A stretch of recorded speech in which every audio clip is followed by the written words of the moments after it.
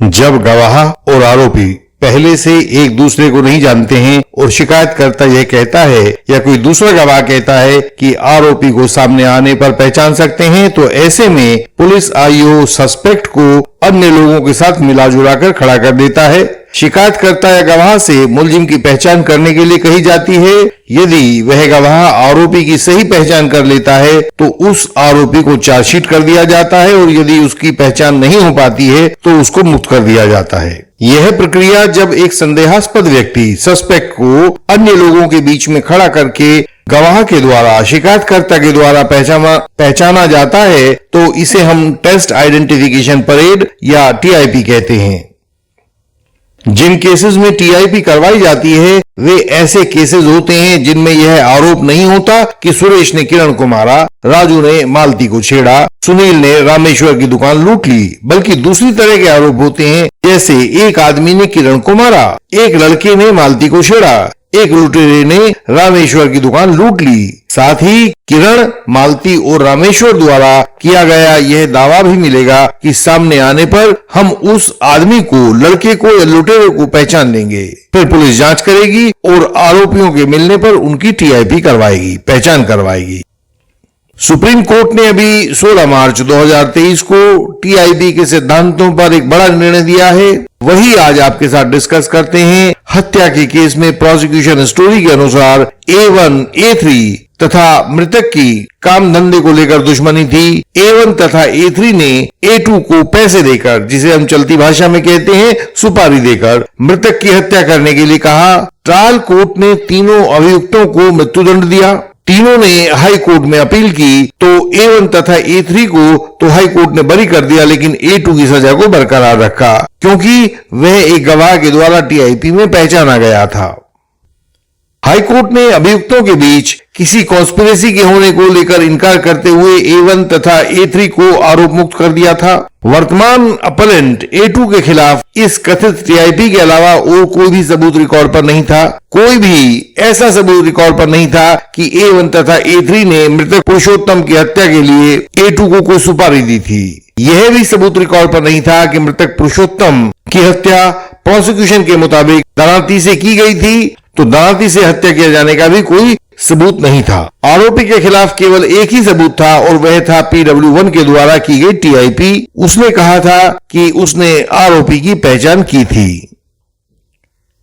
PW1 के द्वारा की गई तहरीर में हमलावर की कोई पहचान शुरू में नहीं बताई गई थी। A2 के रूप में हमलावर की पहचान तो बिल्कुल नहीं बताई गई थी कि साहब वो A2 था या A2 जैसा था। और जैसा कि हम हमेशा कहते हैं कि एक रद्दी क्रॉस आपको हमेशा सजा करवाता है। पूरे क्रॉस के दौरान डिफेंस काउंसिल ने कभी भी यह नहीं पूछा कि यदि तहरीर के समय आपने A2 की पहचान नहीं बताई थी, पहले बयान 161 में A2 की पहचान नहीं बताई थी, तो दूसरे ततीमा बयान 161 के समय आप A2 की पहचान कैसे कर पाए थे।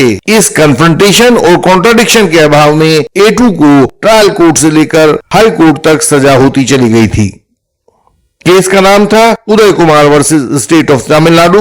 क्रिमिनल अपील नंबर 1741 ऑफ 2010 थी। Justice BR Gavai, justice Sanjay Karol, इन दोनों की बेंच ने इसे 16 मार्च 2023 को डिसाइड किया था। इंडियन लीगल सिस्टम के पास झूठे गवाहों को तोड़ने के बहुत सारे कानूनी औजार हैं। बिना झूठे गवाहों को तोड़े आप फॉल्स एलिगेशन पर विजय नहीं पा सकते हैं। बाद में जीवन भर पछताते रहने से अच्छा है कि झूठे गवाहों को तोड़ने में इंडियन लीगल सिस्टम की विशेषज्ञता का सहारा लिया जाए। इंडियन लीगल सिस्टम के मेंबर बने और यह सहायता पाएं। सुप्रीम कोर्ट ने पुराने case Hira versus state of Rajasthan 2007-10 SCC 175 का हवाला देते हुए कहा कि टेस्ट आइडेंटिफिकेशन परेड या टीआईपी की जरूरत तब होती है जब गवाह पहले से आरोपी को ना जानते रहे हों, गवाहों ने अभियुक्त को केवल घटना के समय ही देखा हो तथा उन्हें सटीकता के साथ दूसरे लोगों के बीच में से भी पहचान कर सकते हों। सुप्रीम कोर्ट ने कहा कि हमने शेख सिंथा माधर वर्सेस स्टेट 2016-11 SCC 265 में भी बताया था कि यदि गवाह पहले से अभियुक्त को जानते हो तो टीआईपी का कोई महत्व बाकी नहीं रहता है। सुप्रीम कोर्ट ने कहा कि state of Maharashtra versus Suresh 2001 SCC 471 में हमने कहा था कि टेस्ट आइडेंटिफिकेशन परेड का मुख्य उद्देश्य कोर्ट का ट्रायल नहीं होता है, बल्कि यह इन्वेस्टिगेशन में विश्वसनीयता पैदा करने के लिए की जाती है। इन्वेस्टिगेशन के दौरान TIP द्वारा गवाह और पुलिस वाले दोनों को अपनी सही लाइन ऑफ एक्शन होने का भरोसा हो जाता है। इसीलिए पुलिस आयोग को TIP के दौरान अपने उच्च मानक और उसकी उच्च गुणवत्ता को बनाए रखना चाहिए। सुप्रीम कोर्ट ने कहा कि हमने यही बात Buddhsen versus state of UP 1970 2 SCC 128 में भी कही थी। सुप्रीम कोर्ट ने एक बहुत विख्यात case Girisen Nair versus state of Kerala जो अभी 2023 में आया था और जिसकी साइटेशन है 2023 1 SCC 180, इसका हवाला दिया और कहा कि जहां गवाह को TIP से पहले ही आरोपी का चेहरा या उसका फोटो दिखा दिया गया हो तो वहां उस TIP का कोई ज्यादा मतलब नहीं बचता है। Umar Ahmed Sheikh versus state of Maharashtra 1998 5 SCC 103 में कहा गया था कि जब TIP से पहले ही पुलिस ने गवाहों को अभियुक्त का चेहरा या फोटो दिखा दिया गया हो तो ऐसे में गवाह द्वारा कोर्ट में भी आरोपी की पहचान बेमतलब हो जाती है, उसका कोई लीगल डिफेक्ट नहीं पैदा होता है। यहां यह कहते हुए सुप्रीम कोर्ट ने इस आरोपी A2 को भी बरी कर दिया, लेकिन हम सोचते हैं कि जब यह टॉपिक चल ही रहा है तो कुछ और बातें भी TIP के बारे में आपके साथ कर ली जानी चाहिए। Chunthuram versus state of Chhattisgarh criminal appeal number 1392 ऑफ 2011 में 3 जजेस की बेंच थी। Justice Sanjay Kishan Kaul, justice Krishna Murari, justice Hrishikesh Roy. इनकी बेंच ने 29 अक्टूबर 2020 को एक निर्णय दिया था जो बहुत युगांतरकारी निर्णय था। उन्होंने कहा कि यदि टेस्ट आइडेंटिफिकेशन परेड के दौरान पुलिस आईओ या दूसरे पुलिस वाले उस जगह पर मौजूद होते हैं तो गवाह के द्वारा कही गई सब बातें सेक्शन 162 CRPC के दायरे में आ जाती हैं। उन्हें सेक्शन 162 CRPC की प्रोवाइजो के साथ हिट किया जा सकता है। उदाहरण के लिए अभी वर्तमान case Uday Kumar versus state of Tamil Nadu में गवाह PW1 के द्वारा दी गई शिकायत में आरोपी की कोई पहचान नहीं थी। फिर पहले बयान जो 161 में दिए थे उसमें भी आरोपी की कोई पहचान नहीं उसने बताई थी। तो फिर अचानक ततीमा बयान के समय, ततीमा बयान का मतलब होता है सप्लीमेंट्री स्टेटमेंट, सप्लीमेंट्री स्टेटमेंट के समय कैसे उसने आरोपी की पहचान कर ली थी, यह बात ना तो कभी क्रॉस एग्जामिनेशन में पूछी गई थी और ना ही उसने कभी बताई थी। जज साहब ने भी इस बात को कभी वेरीफाई नहीं किया था।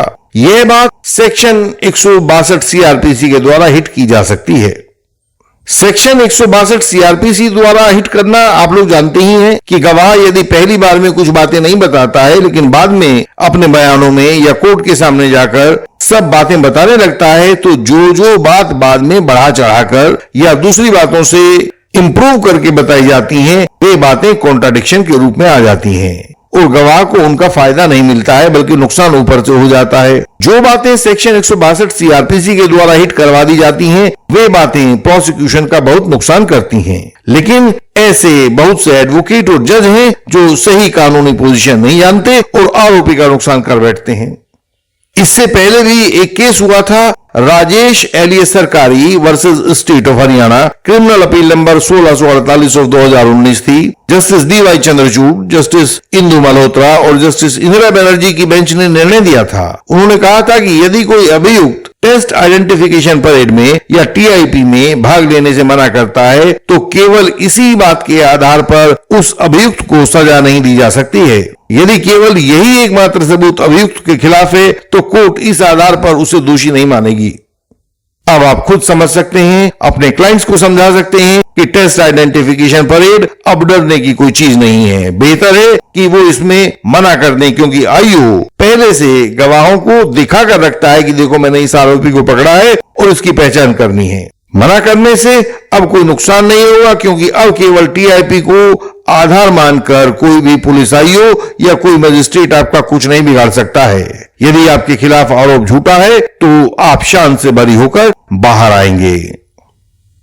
हमारे सब मेंबर्स, सब्सक्राइबर्स, क्लाइंट्स के लिए एक सूचना है कि अक्टूबर माह में हमारी फीस में कुछ बदलाव किया जाना है। जो भी मेंबर्स सब्सक्राइबर्स क्लाइंट्स इससे बचना चाहते हैं, वे अपने केस फीस का मात्र 25% राशि देकर अपना केस भविष्य के लिए बुक कर सकते हैं।